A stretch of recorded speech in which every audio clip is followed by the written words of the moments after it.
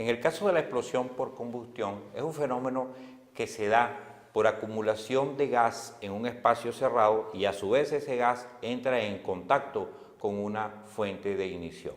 Aquí el fenómeno de explosión va a derivar de la resistencia del contenedor del gas, de la resistencia de ese espacio cerrado en donde se está produciendo la acumulación. Es decir, para que ocurra una explosión por combustión con gas, debe existir presencia de este material combustible en una cantidad apropiada, constante, que se mezcla con el aire en ese espacio cerrado. Al recibir la chispa o al recibir la fuente de ignición, va a derivar en el fenómeno físico-químico de explosión por combustión, generando también todos los efectos y todos los resultados de temperatura, de elevación de presión y de presencia de gas residual que podemos monitorear a través de los procedimientos criminalísticos de investigación. Si nosotros desarmamos, hacemos un desmontaje de todo lo que sería el esquema para la producción o para la generación de una explosión por combustión, vamos a encontrar que en primer lugar debe haber una fuga de gas,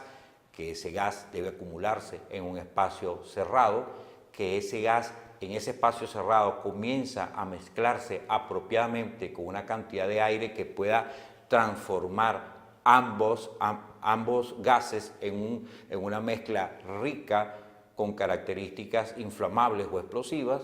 que entre posteriormente en contacto con una fuente de ignición y desde luego vamos a tener como resultado una explosión. Dentro del cúmulo de estímulos externos que nosotros podemos definir como necesarios para que se manifieste, para que se produzca un incendio o una explosión o que ocurra la reacción química planteada en nuestro concepto de los explosivos, vamos a tomar en primer lugar, en el caso de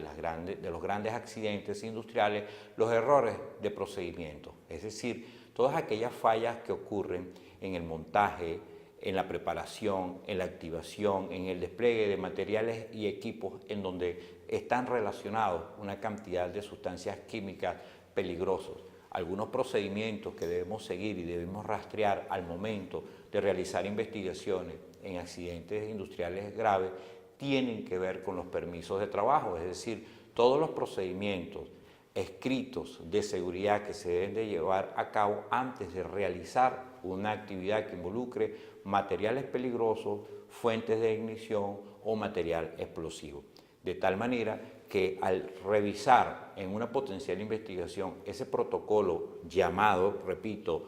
procedimientos de permisos de trabajo, vamos a detectar cuáles fueron las fallas básicas que se incumplieron y que pudieron dar como resultado la explosión o el incendio.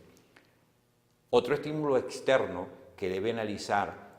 el investigador está relacionado con los errores humanos, es decir, aquellos actos de imprudencia o negligencia en la manipulación, en el uso, en la transmisión, en el porte o en todo lo que tiene que ver el contacto con materiales químicos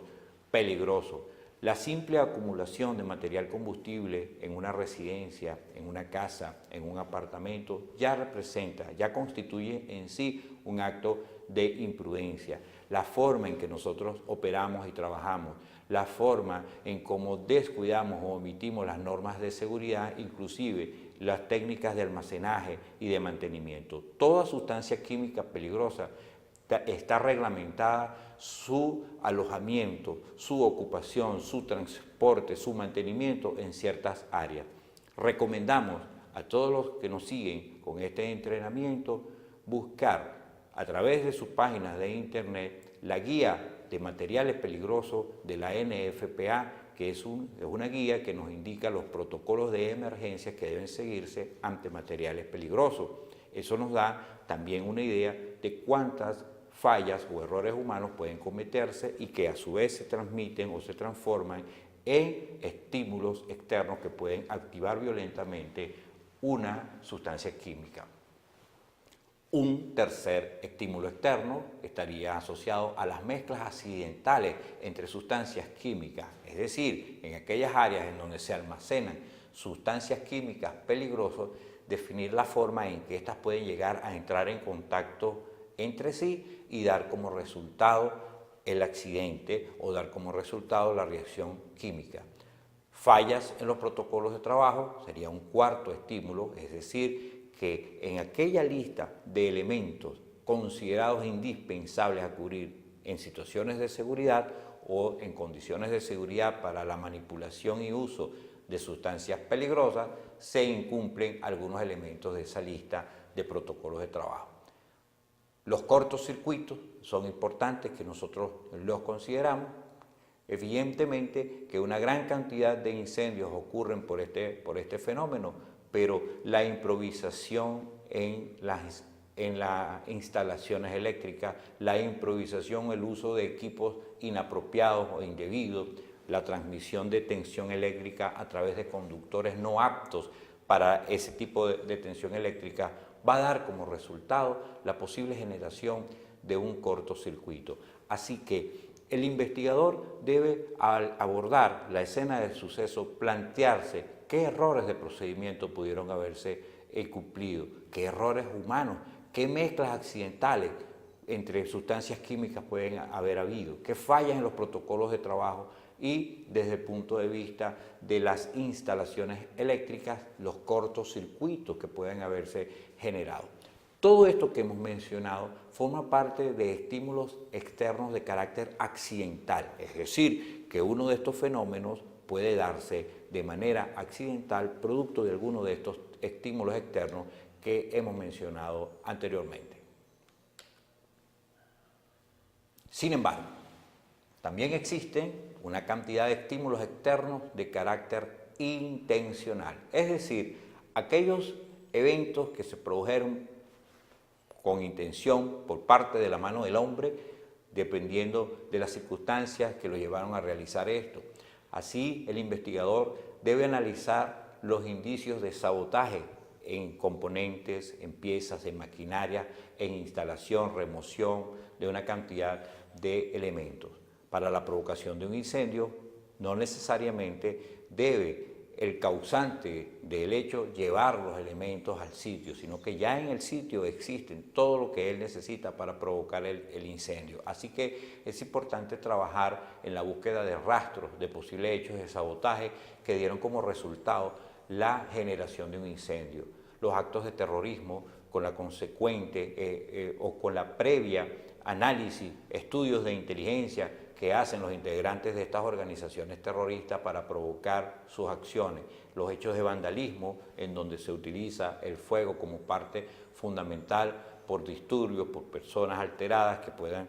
causar daños a la propiedad y desde luego aquellos intereses particulares que una persona pueda tener como motivación y en los cuales él va a generar un estímulo externo como por ejemplo la generación de un incendio o la colocación de un artefacto explosivo, bien sea para establecer sus intereses, para borrar rastros, para borrar huellas o para marcar un pronunciamiento específico hacia un punto especial de interés del causante del hecho. En conclusión, sobre este primer tema que estamos desarrollando, cuando el investigador va a realizar una investigación relacionada con explosión o incendio, estamos tras la búsqueda de rastros químicos.